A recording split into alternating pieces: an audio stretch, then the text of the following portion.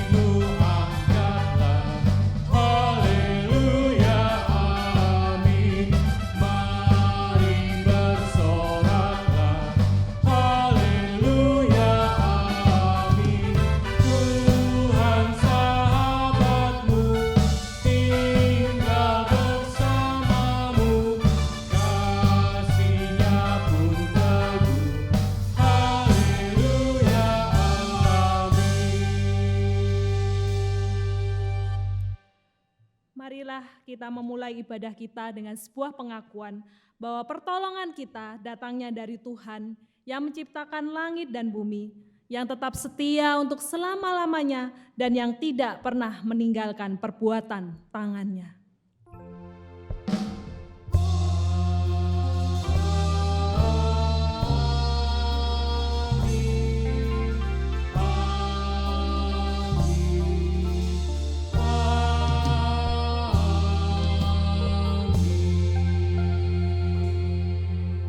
Kasih karunia dan damai sejahtera dari Allah, Bapa kita, dan dari Tuhan Yesus Kristus menyertai saudara sekalian. Dan menyertai saudara juga. Shalom Bapak Ibu dan juga saudara-saudari yang terkasih di dalam Tuhan. Kita bersyukur jikalau pada hari ini kita boleh memasuki ibadah Paskah yang ketiga. Dan ibadah kita memiliki tema Kristus Pembaru Hidup. Biarlah kuasa kebangkitan Kristus yang boleh kita rayakan di dalam momen Paskah yang lalu, itu boleh terus kita hidupi di dalam kehidupan kita, yang akan terus membaharui hidup kita dari hari demi hari. Karena itu marilah kita pakai hidup kita untuk selalu meninggikan Dia.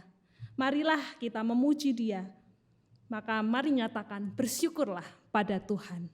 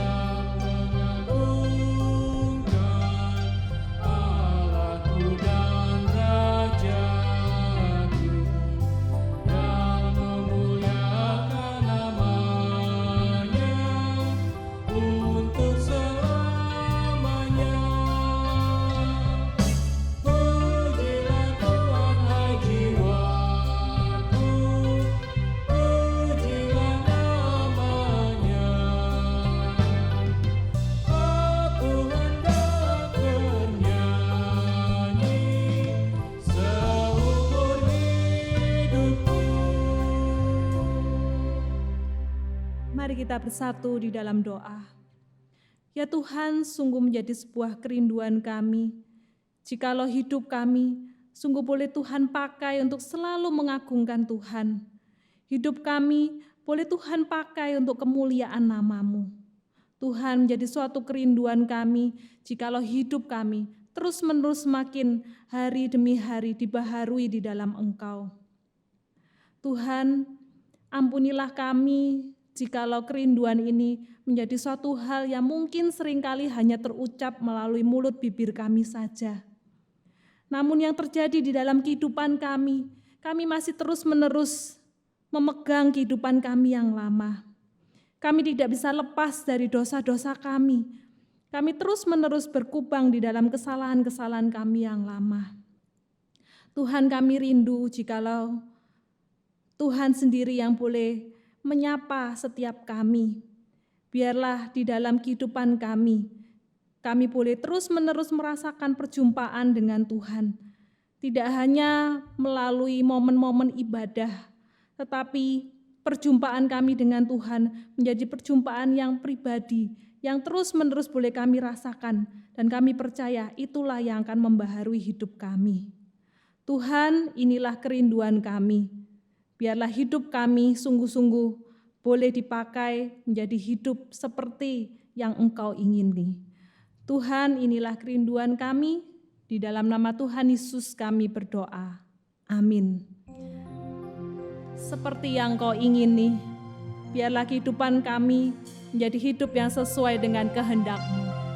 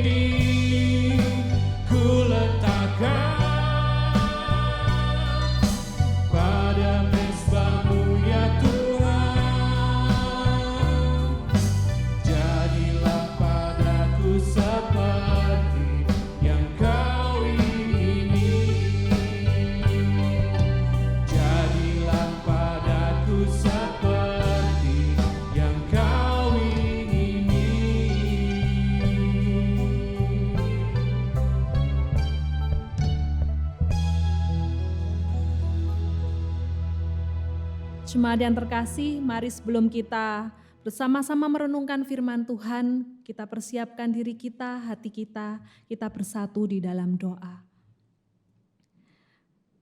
Tuhan, kami rindu, biarlah hidup kami menjadi seperti yang Tuhan ingini. Kami rindu hidup kami sungguh boleh dituntun dan dipimpin oleh kehendak Tuhan.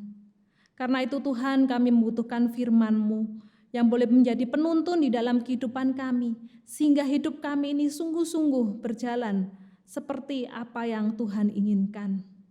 Tuhan, biarlah hati kami sungguh-sungguh boleh terbuka untuk menerima firman-Mu. Di dalam nama Tuhan Yesus kami berdoa. Amin. Bapak Ibu, kita akan bersama-sama merenungkan satu bagian firman Tuhan yang terambil dari Injil Lukas pasal 24, ayatnya yang ke-13 hingga ayat yang ke-35. Injil Lukas pasal 24, ayat 13 hingga 35. Saya akan membacakan, namun saya tidak akan membacakan semuanya, hanya beberapa bagian ayat. Nanti silakan Bapak Ibu dan saudara-saudari yang terkasih dalam Tuhan dapat mengikuti pembacaan ini. LAI memberikan judul bagian perikop ini yaitu Yesus menampakkan diri di jalan ke Emmaus. Ayat yang ke-13. Pada hari itu juga 2 orang dari murid-murid Yesus pergi ke sebuah kampung bernama Emmaus yang terletak kira-kira 7 mil jauhnya dari Yerusalem. Dan mereka bercakap-cakap tentang segala sesuatu yang telah terjadi. Ketika mereka sedang bercakap-cakap dan bertukar pikiran, datanglah Yesus sendiri mendekati mereka, lalu berjalan bersama-sama dengan mereka. Tetapi ada sesuatu yang menghalangi mata mereka sehingga mereka tidak dapat mengenal Dia. Dilanjutkan ayat ke-21. Padahal kami dahulu mengharapkan bahwa Dialah yang datang untuk membebaskan bangsa Israel. Tetapi sementara itu telah lewat 3 hari sejak semuanya itu terjadi.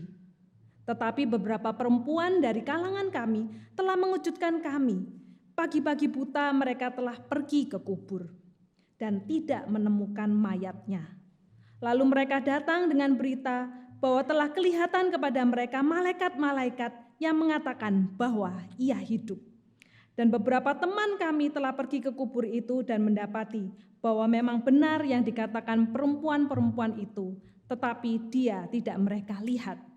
Lalu Ia berkata kepada mereka, "Hai kamu orang bodoh, betapa lambannya hatimu sehingga kamu tidak percaya segala sesuatu yang telah dikatakan para nabi. Bukankah Mesias harus menderita semuanya itu untuk masuk ke dalam kemuliaannya?" Lalu Ia menjelaskan kepada mereka apa yang tertulis tentang Dia dalam seluruh kitab suci, mulai dari kitab-kitab Musa dan segala kitab nabi-nabi. Dilanjutkan ayat 33. Lalu bangunlah mereka dan terus kembali ke Yerusalem. Di situ mereka mendapati ke-11 murid itu. Mereka sedang berkumpul bersama-sama dengan teman-teman mereka. Kata mereka itu, "Sesungguhnya Tuhan telah bangkit dan telah menampakkan diri kepada Simon." Lalu kedua orang itu pun menceritakan apa yang terjadi di tengah jalan dan bagaimana mereka mengenal Dia pada waktu Ia memecah-mecahkan roti. Demikianlah firman Tuhan. Berbahagialah setiap kita yang tidak hanya membaca, mendengar, namun juga melakukannya di dalam kehidupan kita sehari-hari. Haleluya.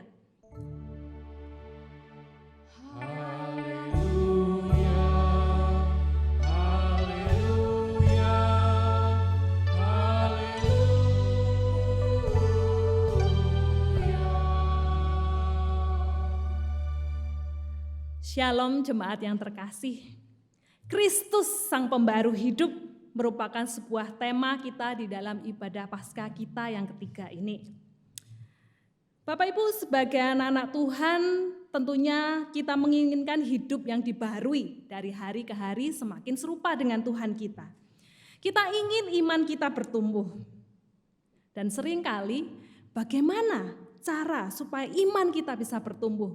Maka seringkali ajaran yang kita dengar adalah tentang baca Alkitab, doa tiap hari.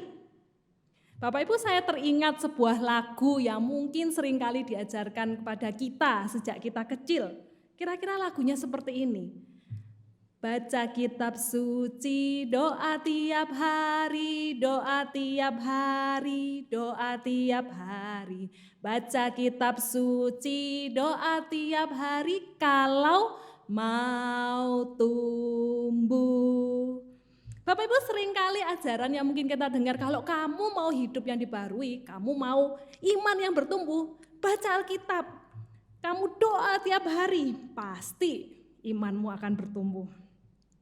Bapak Ibu, namun seringkali yang terjadi di dalam kehidupan kita, apakah benar demikian? Apakah benar ketika kita membaca Alkitab, kita berdoa setiap hari, maka iman kita pasti bertumbuh? Bapak Ibu, jawabannya belum tentu. Karena apa?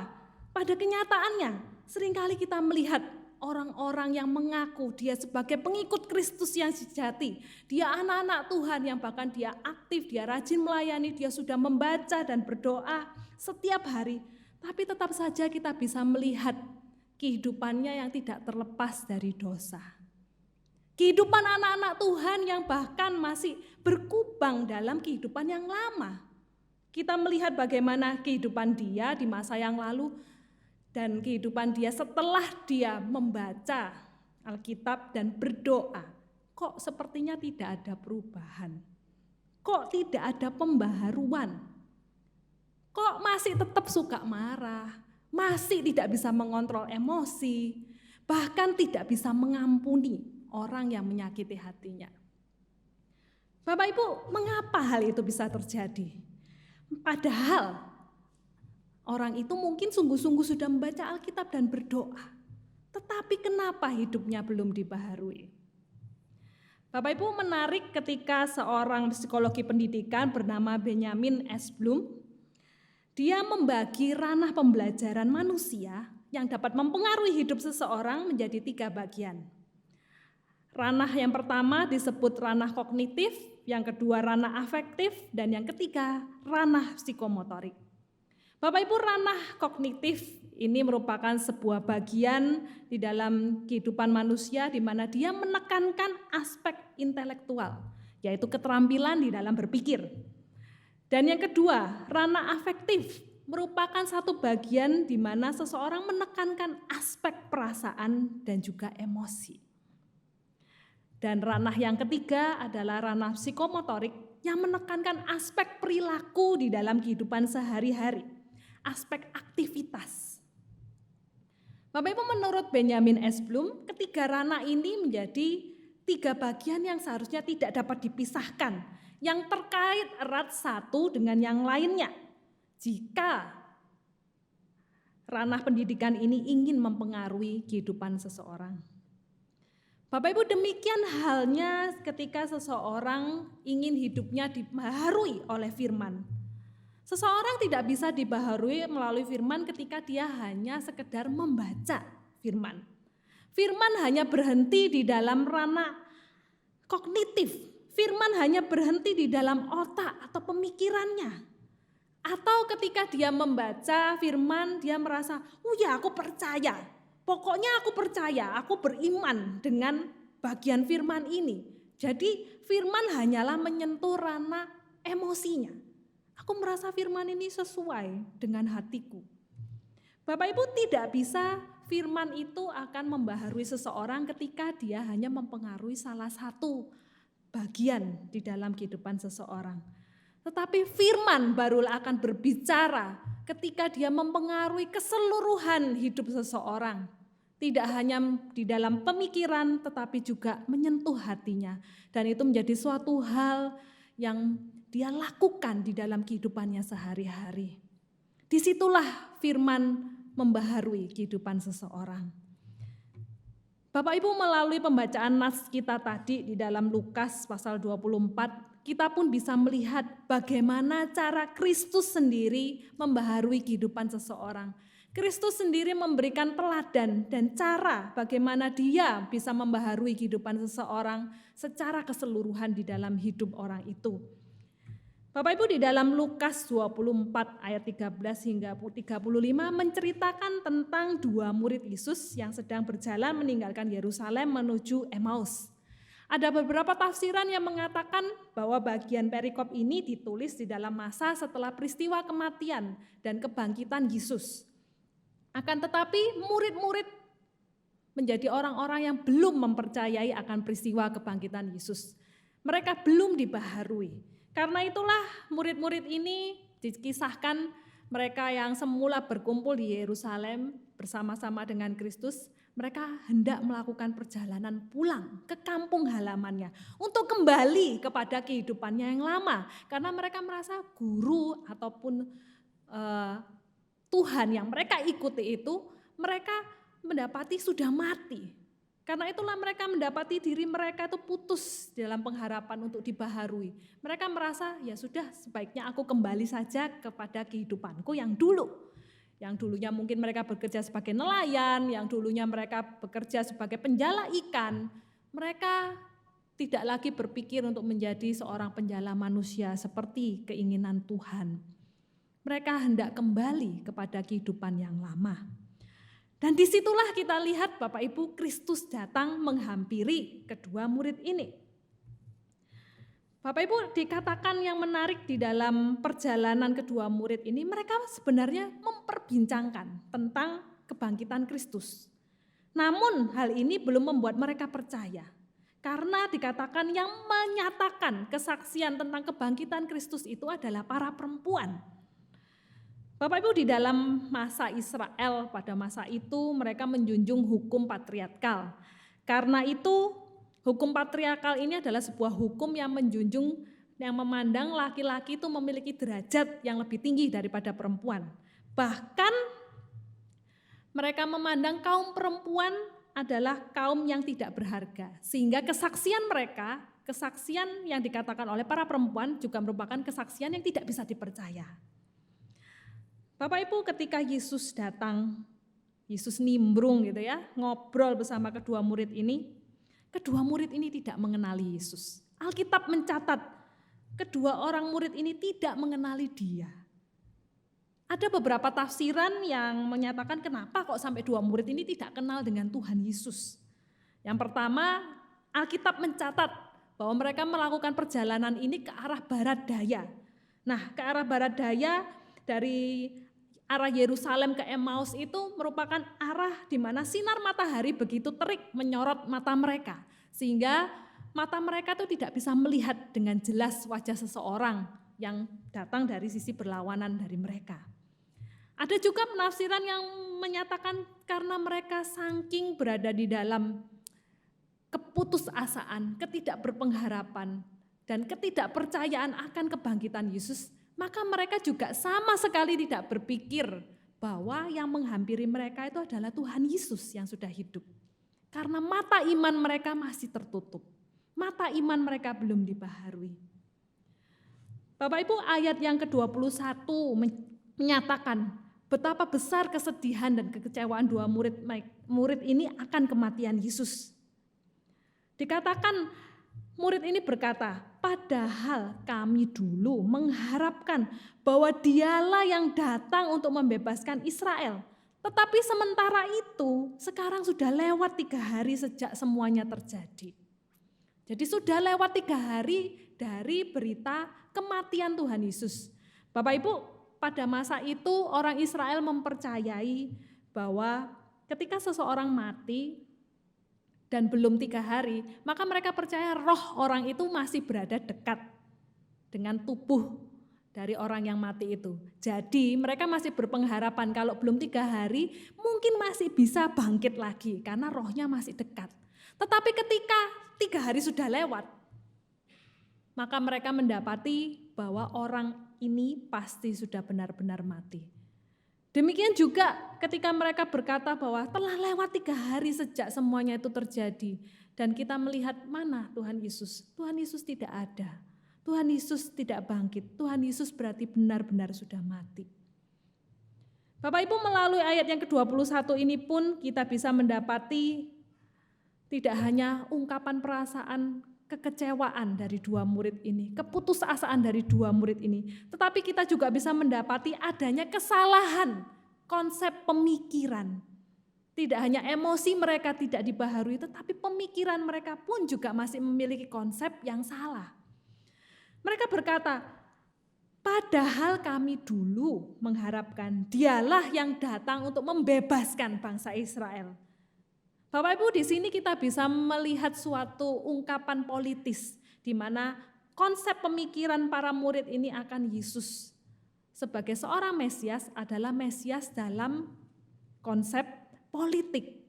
Mereka mengharapkan Mesias itu adalah seorang pembebas yang akan membebaskan kaum Israel dari jajahan musuh.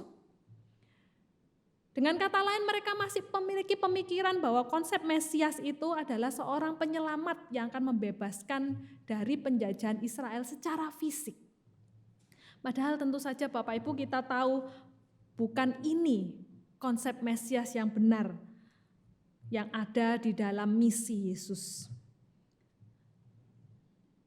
Bahkan Bapak Ibu, ketika mereka mendengar petunjuk melalui kesaksian para perempuan, hal ini pun tidak membuat mereka mengerti akan konsep yang benar. Dikatakan di dalam bagian ayat 22 hingga 24, ketika mereka berkata, tetapi beberapa perempuan dari kalangan kami telah mengujudkan kami. Pagi-pagi buta mereka telah pergi ke kubur dan tidak menemukannya. Bla bla bla dan seterusnya. Bahkan para murid mereka pun pergi untuk melihat ke kubur itu, tetapi dia tidak mereka lihat. Bapak Ibu, kebebalan dari dua murid ini, mereka yang tertutup secara pemikiran, bahkan juga di dalam hati perasaannya, membuat Yesus merasa kesal. Sehingga Yesus menegur mereka dengan perkataan, betapa bodohnya kamu, hai kamu yang lamban hatinya. Bapak Ibu, kata bodoh yang digunakan oleh Kristus di sini berasal dari bahasa aslinya memiliki pengertian bahwa mereka itu adalah seorang yang tidak memiliki hikmat. Jadi seorang yang tidak mau mendengarkan kehendak Tuhan, suara Tuhan. Dan dikatakan betapa lambannya mereka untuk paham. Jadi kalau istilahnya sekarang itu kalau dijelasin tuh kok gak ngerti-ngerti. Wes lihat gitu loh, sudah lihat dengan mata kepala, sudah lihat juga dengar beritanya, sudah diajari, kok gak paham-paham. Bapak Ibu, kesalahan-kesalahan ini menjadi satu hal yang terus dipegang oleh para murid. Hal ini dikarenakan mereka hanya berusaha memahami apa yang menjadi kehendak Tuhan itu melalui salah satu ranah di dalam kehidupan mereka. Entah itu hanya melalui pemikiran mereka, entah itu hanya melalui hati mereka, tetapi mereka tidak mau berusaha memahami dengan keseluruhan hidup mereka. Mereka memandang Kristus hanyalah Mesias dari sisi politik. Mereka memandang Kristus hanyalah seorang yang mereka inginkan untuk membebaskan mereka. Itu sesuai hanya dengan keinginan hati mereka. Bapak Ibu, di sini kita bisa lihat bahwa Kristus menjadi seorang yang berusaha untuk membuka setiap ranah di dalam kehidupan mereka. Kita lihat di dalam ayat yang berikutnya, 26 hingga 27. Ketika Yesus menegur mereka, dan Yesus pun menjelaskan tentang konsep Mesias yang sesungguhnya. Dikatakan ayat 26 hingga 27 demikian, bukankah Mesias harus menderita semuanya itu untuk masuk ke dalam kemuliaannya? Lalu ia menjelaskan kepada mereka apa yang tertulis tentang dia dalam seluruh kitab suci, mulai dari kitab-kitab Musa dan segala kitab Nabi. Di sini Kristus menyentuh ranah kognitif dari dua murid ini. Bahwa sesungguhnya Kristus adalah Mesias yang bukan hanya Mesias dari sisi politis, tetapi Mesias yang akan membebaskan jiwa dan raga mereka. Seseorang Mesias yang harus menempuh jalan penderitaan agar dapat memberikan kemuliaan kepada umatnya. Bapak Ibu, perjumpaan dengan Kristus ini membarui hidup kedua murid. Tidak hanya mereka disentuh melalui ranah pemikirannya, tetapi mereka pun juga dibukakan dan disentuh melalui hatinya. Kita bisa melihat di dalam ayat yang ke-32, dikatakan, kata mereka seorang kepada yang lain, bukankah hati kita berkobar-kobar ketika ia berbicara dengan kita di tengah jalan, dan ketika ia menerangkan kitab suci kepada kita. Kita bisa melihat bahwa ranah afektif, ranah emosi murid-murid ini pun disentuh. Secara hati mereka disentuh sehingga hati mereka berkobar-kobar. Dan ketika pemikiran mereka tersentuh, emosi mereka tersentuh, maka ranah psikomotorik mereka pun juga menjadi satu hal yang mereka serahkan untuk dibaharui.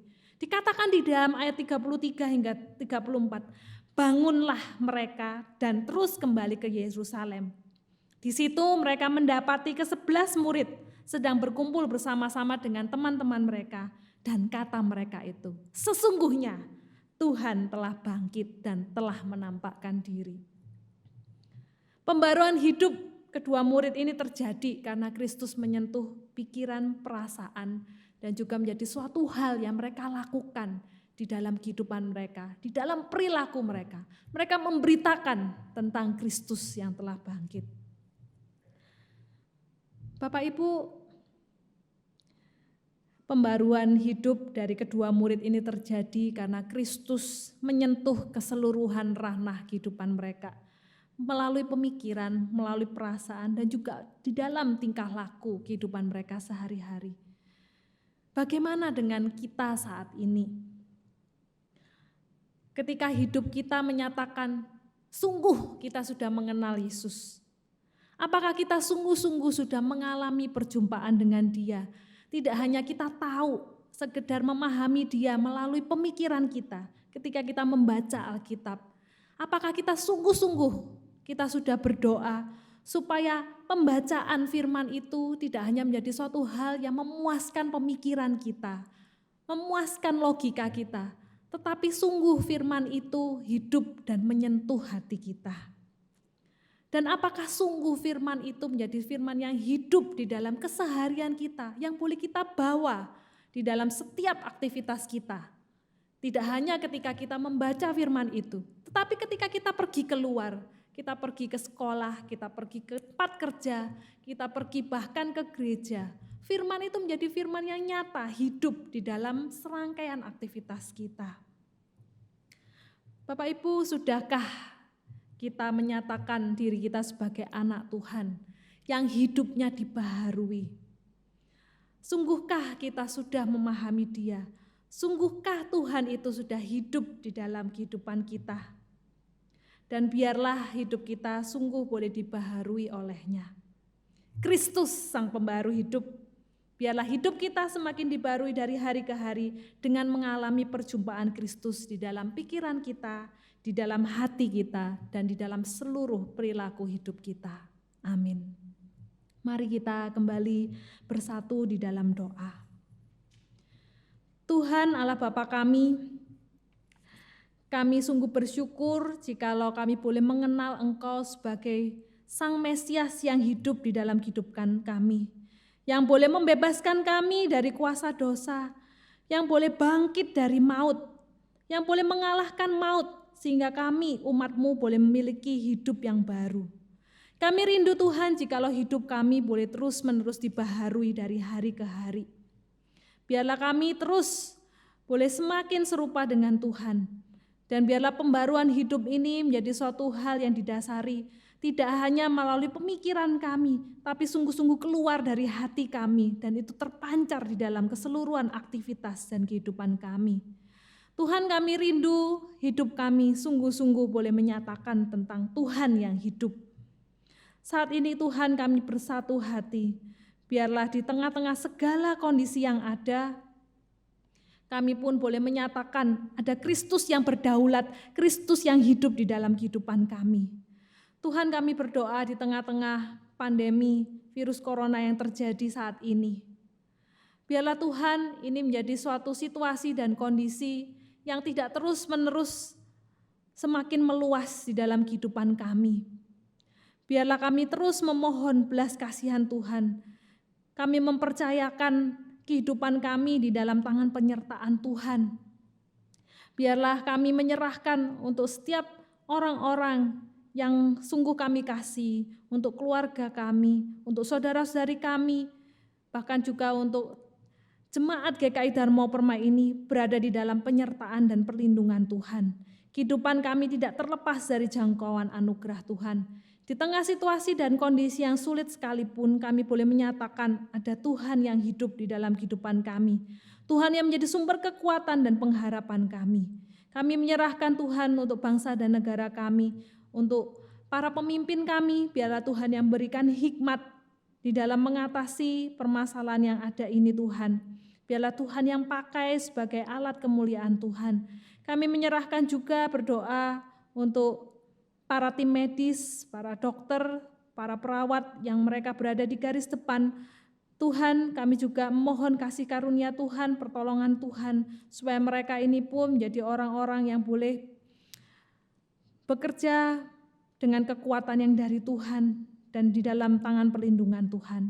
Kami menyerahkan juga untuk umat-Mu di seluruh dunia dan juga umat-Mu Tuhan di gereja-gereja. Biarlah iman kami ini boleh menjadi iman yang terus dibaharui di tengah-tengah masa pandemi ini. Meskipun mungkin kami tidak bisa berkumpul beribadah di gedung gereja, tetapi biarlah Tuhan iman kami boleh menjadi iman yang terus hidup, yang terus membaharui. Tidak hanya diri kami, tetapi juga terpancar di dalam kehidupan orang-orang di sekitar kami. Tuhan, inilah doa-doa kami ya Tuhan. Kami menyerahkan untuk setiap kami, orang-orang di sekitar kami, bangsa dan negara kami, gereja kami, semuanya ke dalam tangan penyertaan dan perlindungan Tuhan. Di dalam nama Tuhan Yesus kami berdoa. Amin. Jemaat dipersilakan untuk bangkit berdiri. Mari kita mengikrarkan pengakuan iman kita menurut pengakuan iman rasuli demikian. Aku percaya kepada Allah, Bapa yang Maha Kuasa, Khalik langit dan bumi, dan kepada Yesus Kristus, Anaknya yang tunggal Tuhan kita, yang dikandung daripada Roh Kudus, lahir dari anak darah Maria, yang menderita sengsara di bawah pemerintahan Pontius Pilatus, disalibkan, mati dan dikuburkan, turun dalam kerajaan maut. Pada hari yang ketiga, bangkit pula dari antara orang mati, naik ke surga, duduk sebelah kanan Allah, Bapa yang Maha Kuasa, dan dari sana Ia akan datang untuk menghakimi orang yang hidup dan yang mati. Aku percaya pada Roh Kudus, gereja yang kudus dan am, persekutuan orang kudus, pengampunan dosa, kebangkitan orang mati, dan hidup yang kekal. Amin. Marilah kita memberikan persembahan kita berdasarkan 1 Tawarik 29 ayat 17a yang berkata, Aku tahu ya Allahku, bahwa Engkau adalah penguji hati dan berkenan kepada keikhlasan. Maka aku pun mempersembahkan semuanya itu dengan sukarela dan tulus ikhlas. Dan sekarang umat-Mu yang hadir di sini telah kulihat memberikan persembahan sukarela kepadamu dengan sukacita.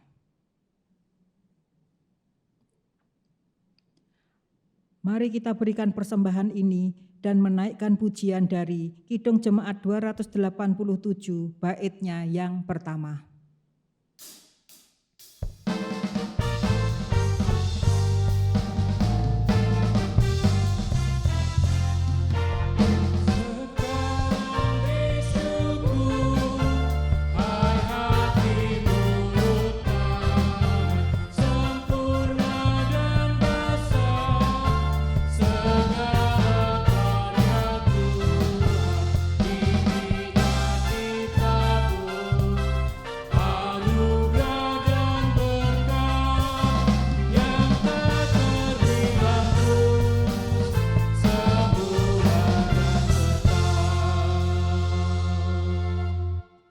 Mari kita berdoa.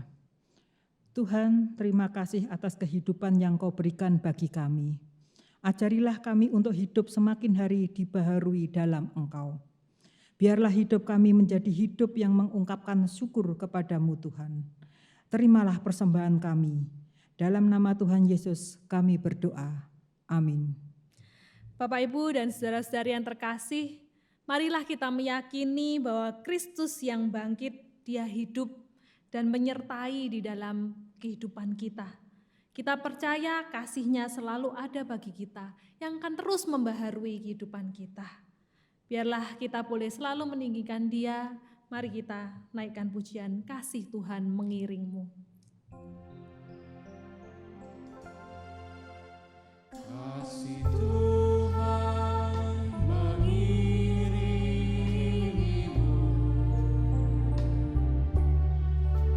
dan sayapnya melindungimu.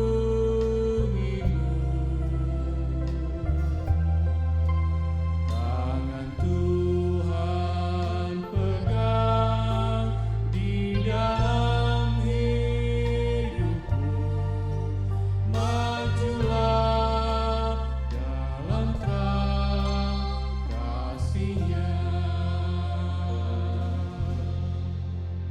Jemaat yang terkasih, arahkanlah hatimu kepada Tuhan. Kami mengarahkan hati kami kepada Tuhan. Jadilah saksi Kristus. Syukur kepada Allah, Terpujilah Tuhan. kini dan selamanya. Kiranya kasih karunia Tuhan Yesus Kristus, kasih Allah Bapa, dan persekutuan Roh Kudus menyertai kita sekalian. Amin.